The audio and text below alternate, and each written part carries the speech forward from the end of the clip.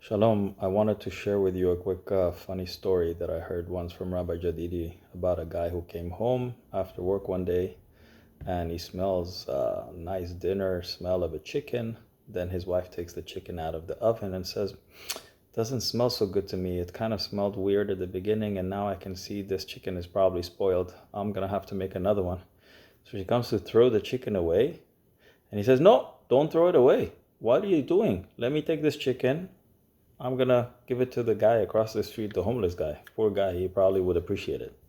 He takes the chicken, goes across the street, gives it to the homeless guy. Next day, he passes by after work. He sees the homeless guy on the sidewalk. Looks like he's not doing so well.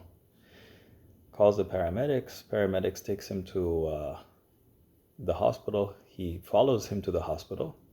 And in the hospital, they take care of him over there. Next day, he says, let me go check what's going on with that poor guy in the hospital. Goes there, they say, "Oh, we're sorry, he didn't make it. They're just about to take him to bury him."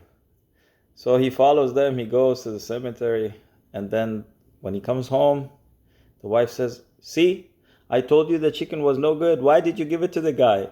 So he says, "What are you talking about? Are you crazy? With that one chicken, I did 3 mitzvot.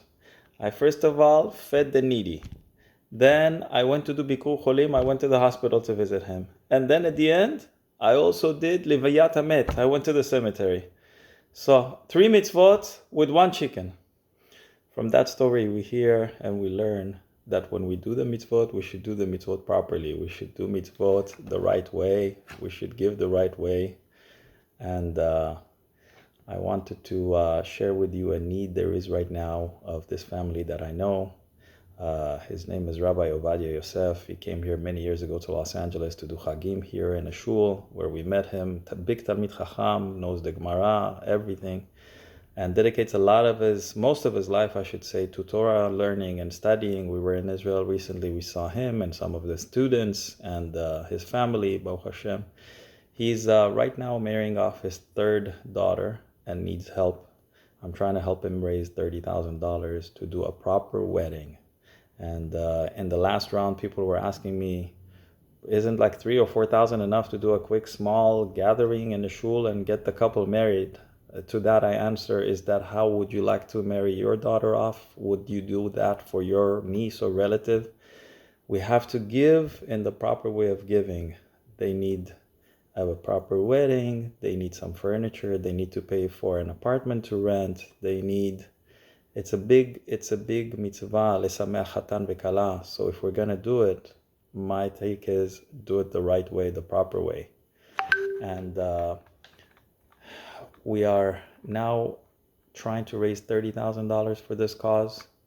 I have, unfortunately, little time because I have my own family, my own business to run, and I cannot go door to door, person to person. So I appreciate you willing to look at this quick video and understanding what it's about and helping me as much as you can.